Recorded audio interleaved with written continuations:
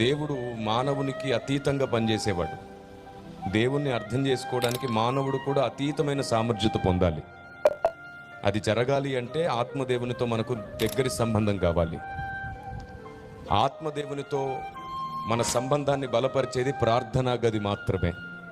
ప్రార్థనా గది అనుభవం లేకుండా ఈ భూమి మీద ఏ సంఘం రాకడ కొరకు సిద్ధపడ్డం అనేది ఎప్పటికీ సాధ్యం కాదు. మనం రాకడ కొరకు సిద్ధపడడానికి ప్రార్థనా గది అనుభవం కావాలి. మన ప్రార్థన బలిపీఠాలు తిరిగి మండాలి.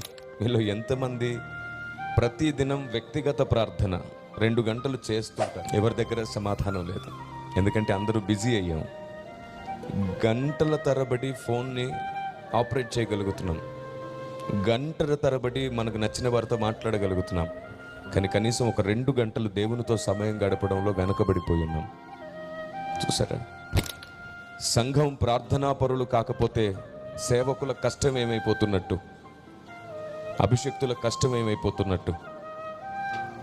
ఎందరూ ఆత్మదేవుని చేత నడిపించబడతారో వారందరూ, చూసారా, వాక్యము కంటత మీకు కదా.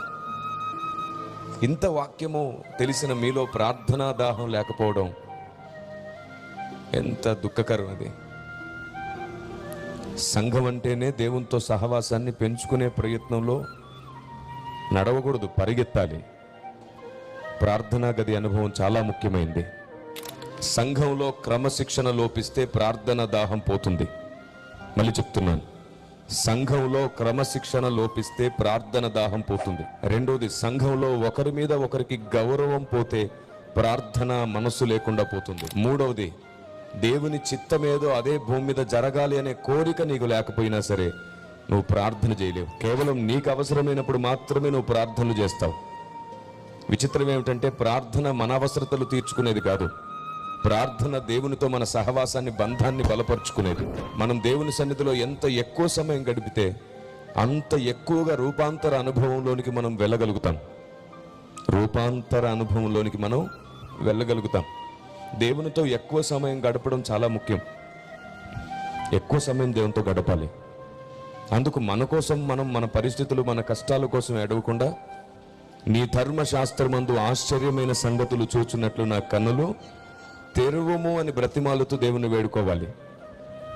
మీరు ఆయన చిత్తమును గూర్చి, ఆయన రాజ్యమును గూర్చి ఎక్కువగా కన్నీళ్లు గార్చి ప్రార్థించేవారైతే ఆయనే స్వయంగా మీ స్నేహితుడై మిమ్మల్ని నడిపించడం ప్రారంభిస్తాడు.